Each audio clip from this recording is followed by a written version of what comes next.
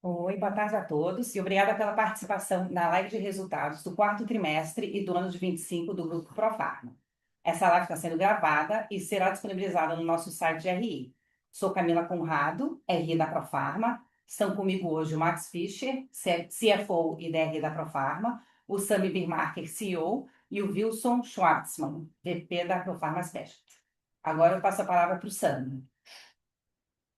Boa tarde, pessoal. Muito obrigado aí por participarem da nossa apresentação de resultados. Essa talvez uma das mais importantes aí da nossa história.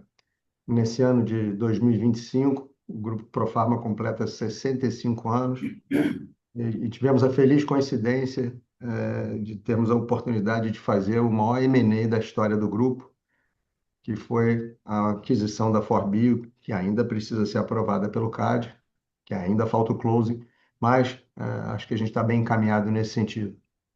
Por que é tão importante para o Grupo Profarma um retorno ao mercado de especialidades? Primeiro que a gente abre uma nova avenida de crescimento em um mercado endereçável de 57 bilhões de reais, que teve um crescimento de 14% versus o ano de 24. Esse é um mercado em consolidação, com grandes oportunidades de aumento de share da plataforma Forbio, ainda mais quando associada à Profarma Specialty. Esse é um movimento em linha com a nossa estratégia de diversificação, sempre em busca de maiores margens e maiores retornos. Esse é um setor que a gente conhece bem, a gente operou por 11 anos antes de vendermos o ativo que tínhamos. E essa é uma iniciativa que traz no bojo sempre uma oportunidade de capturar sinergias entre os três negócios da companhia. Então, assim, é com muita satisfação que a gente anuncia que nesse ano a gente faz esse movimento tão importante e tão grande para a companhia. Ele acho que pode ser, de fato, um divisor de águas para o Grupo Profarma. No próximo slide, a gente fala um pouco do overview da operação, né? A aquisição de 100% das ações. A gente tem um enterprise value de 520 milhões e um equity value de 600 que serão pagos em 6 parcelas anuais de 100 milhões, corrigidos pelo CDI. Lembrando que esse é um negócio que a gente está entrando agora a 7 vezes EBITDA e que a gente saiu alguns anos atrás a 10 vezes EBITDA. Qual é a grande, qual é o ponto que a gente precisa aqui estar deixando bem claro? Esse é um ativo de pedigree, né? É um ativo que pertence ao grupo RD, não é uma empresa que necessita de turnaround, não é uma empresa que vem para o Grupo Profarma com dívida, pelo contrário, e é uma operação que é financiada pelo vendedor. Isso tudo deixa a gente ainda mais ansioso para estar indo buscar todos os resultados e oportunidades que esse negócio traz. Esse mercado mudou um pouco nos últimos anos para virar mais distribuição do que varejo, e aí a nossa expertise de distribuição, com certeza vai poder agregar os resultados da Forbio, que tem um time bastante diferenciado, reconhecido pelo mercado. Essa marca é muito reconhecida pelos seus clientes e pelos fornecedores, e eu acho que essa associação com a expertise de distribuição da Profarma traz uma alavanca importante para os resultados da Forbio. No próximo slide, a gente mostra um pouco do racional, o porquê desse movimento. Como eu falei, esse é um mercado até que cresce mais do que o mercado de distribuição retail, onde a Profarma distribuidora opera, que nos últimos anos tem crescido à base de 9%, enquanto o não retail ele cresce em torno de 15%, é da onde vem toda a inovação da indústria. Esse, como eu já disse antes, é um ativo de qualidade e que o mercado reconhece. São 3,3 bilhões de faturamento, um EBITDA ajustado de 72 milhões e é uma empresa que conta com mais de 500 colaboradores. Quando a gente faz a conta em relação ao mercado endereçável, A Forbil tem em torno de 6% de market share. Todos que acompanham os números da Profarma sabem que a Profarma tem um share maior do que isso, e a gente enxerga a oportunidade da Forbil, junto com a Profarma Specialty, ampliarem esse share, ou seja, a gente está num mercado que cresce mais, com a oportunidade de estar crescendo também o share da Forbil nesse mercado. Como eu já antecipei, esse é um mercado que a gente já conhece desde 2011, quando foi a primeira aquisição que a gente fez. Na verdade, foram duas no mesmo ano. Depois a gente teve a associação com a Cencora em 2014 e a gente acabou saindo do business em 2022 e assim que acabou o No Compete, a gente começou a estudar o nosso retorno, que aconteceu no finalzinho de 2025 e agora com mais força através da aquisição da Forbi. A combinação dos times, o que a gente já montou na PFS e o time da Forbio, traz para a gente uma grande expectativa para os resultados que poderemos alcançar com essa plataforma. Como eu já falei também antes, a gente tem sinergias de back-office, a gente vai ter talvez compartilhamento de logística ou de algum centro de distribuição. A gente vai ter uma otimização dos benefícios tributários da distribuição. Acho que são pontos importantes, mas que fique muito claro, a gente entende que até pelo tamanho, a Forbio vai ter uma grande independência na sua forma de atuar. Seus colaboradores podem ficar tranquilos em relação a isso. A gente já tem alguma experiência de aquisições e integrações, a gente sabe que tem que tomar muito cuidado para que você não gere nenhum transtorno desnecessário no processo. Acho que a gente tem 30, 40 pessoas do nosso lado em especialidade e tem um timaço do outro. Acho que a combinação disso vai estar trazendo um baita resultado para a plataforma. E esse é um negócio que tem margens e retornos potenciais iguais ou maiores do que a distribuição para o canal retail. Então, isso está alinhado com a nossa expectativa e intenção de melhorarmos sempre os nossos retornos.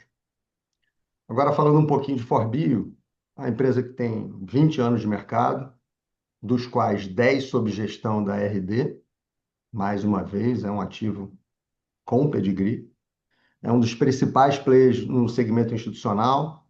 Ela é pioneira e líder no relacionamento comercial com as operadoras de saúde. Isso é um grande ativo, é difícil de ser construído. Esse foi um ponto que chamou bastante a nossa atenção. Ela faz hoje o atendimento a profissionais de saúde, clínicas, hospitais e pacientes. Opera com 4 centros de distribuição no momento. Tem um time de experts, como eu já mencionei. Tem uma grande relevância no mercado de estética. Ela monitora 25 mil pacientes crônicos de alta complexidade e é a única empresa com a certificação ISO 9001 do setor. Agora, acho que a gente já pode partir um pouco para falar dos belíssimos resultados do Grupo Profarma no ano de 2025. Quando a gente olha a trajetória de crescimento do grupo entre 22 e 25, a gente entrega um CAGR de quase 14%, e versus o ano passado, 12%, os dois negócios indo muito bem, a distribuição crescendo 11%, já entendendo que já está num outro nível de maturidade e market share, e o varejo se valendo bastante do seu projeto de expansão e também do GLP-1, conseguido entregar 17% de crescimento em relação ao ano anterior. Acho que são números bem expressivos, a gente atingiu um patamar de 13,2 bilhões de faturamento em 2025, e se a gente fizer a simples soma com Forbio, a gente já começa a namorar os 20 bilhões de faturamento.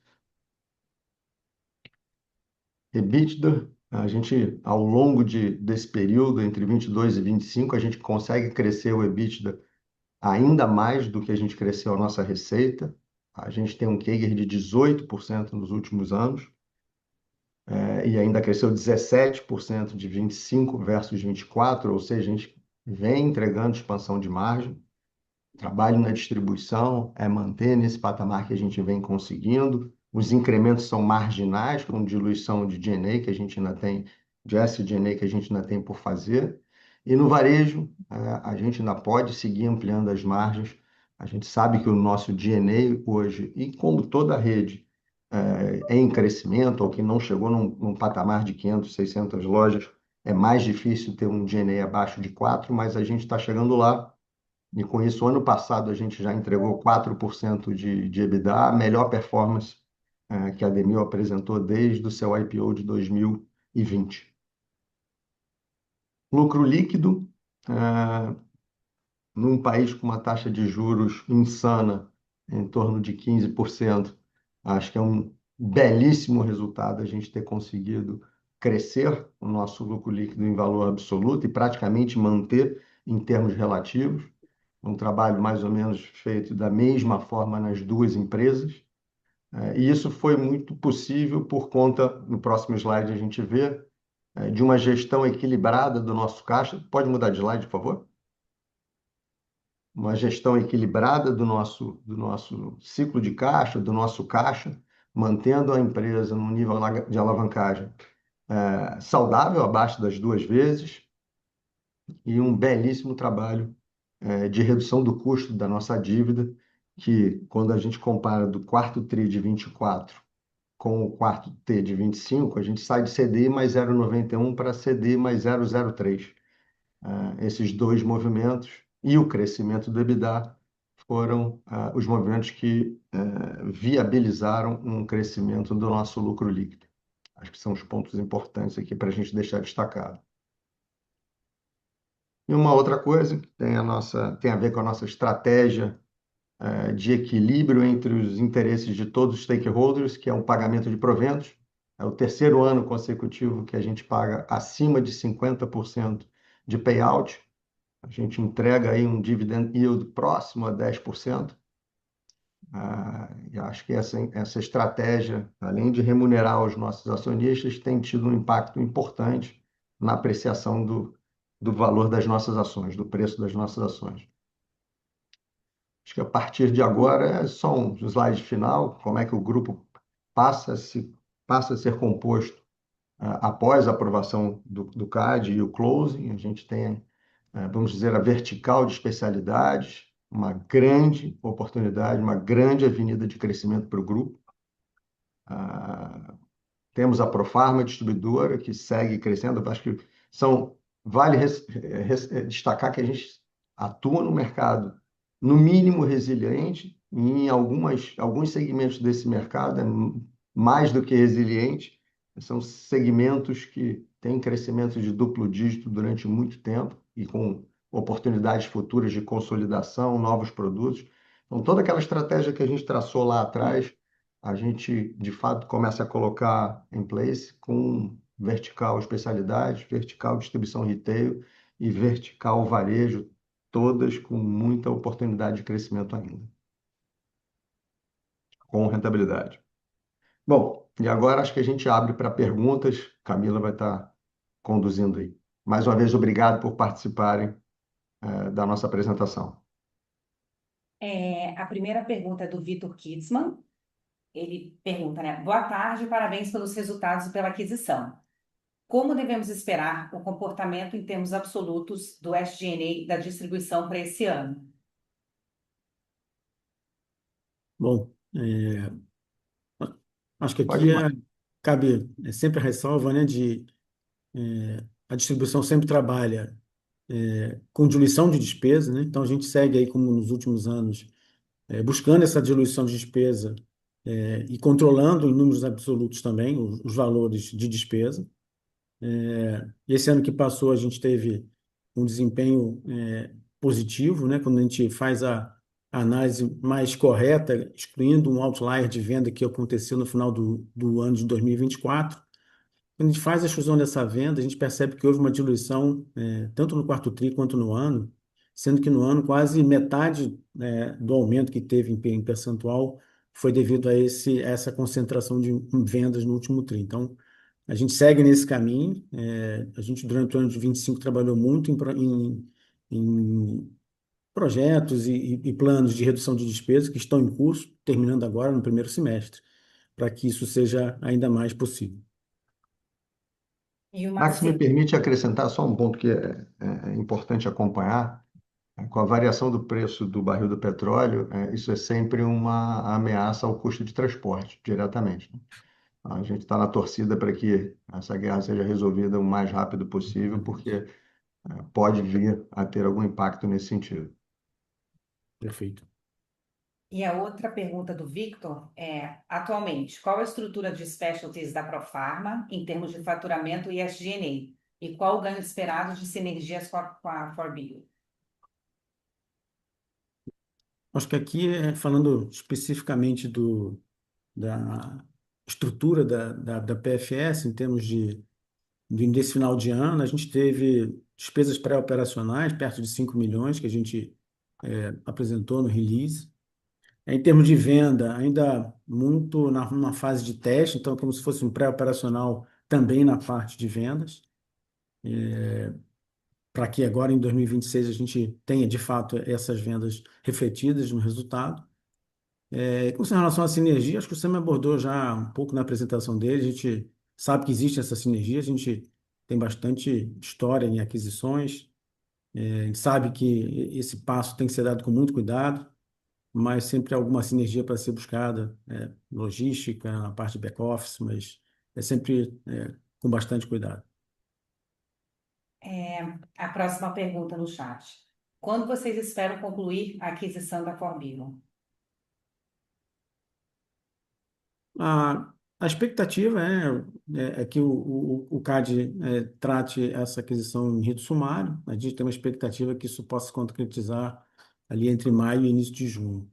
Esse, por enquanto, a nossa expectativa. A nova pergunta. Quais são os principais benefícios estratégicos esperados da integração da Forbio ao Grupo Profarma? Acho que de alguma forma eu já mencionei, mas o Wilson pode até É. falar um pouco mais do mercado de especialidade e das oportunidades que a gente tem nesse setor. Legal, boa tarde a todos, a todas. Nós não temos dúvida que a plataforma ForBio acelera muito os nossos planos. A gente tem claramente o nosso desenho a ser seguido na nova Profarma Specialty ForBio, que é o foco no hospitalar e clínicas operadoras, delivery e estética injetável. E a Forbio já traz uma plataforma pronta. Então, a Forbio já está rodando, já tem CDs muito bem preparados, uma liderança na área de operadoras, uma liderança na área de delivery, historicamente. Então, nós temos a convicção de que a gente consegue, com a Forbio, seguir o caminho que nós imaginávamos de maneira muito mais consistente e sólida. As sinergias que foram colocadas foram muito bem colocadas, mas não podemos ignorar a questão da relação com a indústria. Então, tem uma sinergia comercial muito importante. Não quer dizer que nós teremos uma interlocução única, eu acho que tem que ser respeitada a particularidade de cada negócio, mas o que tem nos ajudado demais pela receptividade da indústria é a história e o momento que a Profarma tem e a história que os profissionais que hoje estão conduzindo tanto a Profarma Specialty quanto a Forbio tem. Tem uma pergunta da Elo Cruz. Boa tarde, parabéns pelos resultados. Podem, por favor, nos contar como estão as conversas para os genéricos de GLP-1? O que a gente tem recebido de informação é que os produtos devem estar chegando no segundo semestre desse ano. A gente tem ouvido que a redução de preço inicial não deve chegar a 30%. Esses produtos não serão lançados como genéricos, eles devem ser lançados como similares de marca. Então, acho que aquela redução quase que obrigatória de 30% num primeiro momento talvez não aconteça, mas já vai ser suficiente para gerar uma expectativa de aumento de volume e de acesso bastante importante no mercado. Agora a E pergunta esse, de... voltando aqui, Camila, e esse é um mercado, acho que é importante dizer, que como foi com a semaglutida lá no início, como havia uma restrição de supply, acabava que ele era muito mais direcionado para as grandes redes, então a Profarma, a distribuidora, surfou pouco enquanto a Demil, como varejista, surfou bem. Depois que, com a chegada do Monjaro, que acabou tendo também, e ainda tem um pouco de dificuldade de supply, mais uma vez isso se concentrou nas grandes redes. A Demil surfa isso muito bem, a Profarma não conseguiu surfar, mas a gente entende que esse mercado de similares e genéricos da semaglutida é um mercado que necessariamente vai passar fortemente pela distribuição também. Então, eu acho que é uma oportunidade não só para o varejo, como para a distribuição retail. Agora a pergunta é do Renan Oliveira. Boa tarde. Primeiramente, parabéns pelos resultados. Caso a trajetória da taxa Selic siga para um viés de redução, o que podemos esperar do impacto do ROI e na alavancagem da companhia? Obrigado, Renan, pela pergunta. Realmente é uma expectativa, né, já discutida há bastante tempo, né, embora a guerra tenha trazido outros cenários, mas em se concretizando essa redução, a gente sabe que o impacto é extremamente positivo, né?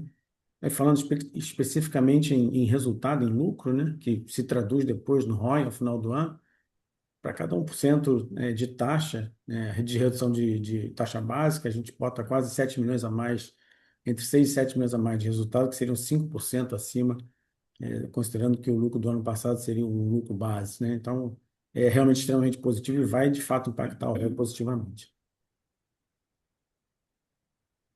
Uma próxima pergunta do Bruno Heber. Boa tarde, parabéns pelos resultados. Queria saber se existem cláusulas de ajuste de preço de combustível ou alguma outra estratégia para minimizar esses efeitos, em um cenário de guerra prolongada e patamares mais altos para o Brent. O prestador de serviço de transporte, ele sempre quando tem uma variação grande no preço do combustível, ele tem direito de tentar renegociar com a gente. Mas a gente acredita que vai conseguir lidar bem com isso no caso de uma guerra um pouco mais prolongada, que ninguém acredita muito que vai acontecer. Sim, pode trazer uma pressão, como eu disse, mas não é algo que vai trazer um impacto significativo nos negócios, se ocorrer. A gente tem, como a gente vem falando, várias iniciativas para ganho de produtividade sendo implementadas na logística como um todo, que podem minimizar todo e qualquer efeito que vier a aparecer na conta combustível. E tem aqui uma última pergunta que já foi abordada na live, é de que forma a Forbil contribui para ampliar a cobertura nacional e a penetração em novos nichos de clientes? Eu acho que é mais ou menos o que eu falei. A Forbil já está estabelecida em canais, principalmente de operadoras, deliveries, venda para pacientes, e realmente já tem também um acesso grande a hospitais e clínicas. Então, a Forbil contribui com a velocidade que nós podemos, com a Profarma Specialty, atingir esse mercado como um todo. Não há dúvidas que nós temos também, com o time de profissionais, uma expertise muito grande no canal de alto custo. Então, eu acho legal deixar isso bem claro, que a nossa estratégia é trabalhar com alto custo, é trabalhar com alta complexidade. Mesmo no canal hospitalar e oncológico, nós teremos um portfólio mais restrito, principalmente de oncologia, biológicos, tendo uma clareza muito grande de qual é a nossa estratégia de mix de portfólio que vamos oferecer. E é muito interessante que essa estratégia está alinhada com o portfólio que a Forbil tem. Então, nós mantemos o portfólio que já existe, ampliamos ainda mais, mas sempre focados em alto custo, alta complexidade. Bom, a gente não tem mais pergunta, então a gente encerra por aqui a sessão de Q&A e eu passo agora para o Sami para as considerações finais. Mais uma vez agradecer a todos que participaram do call,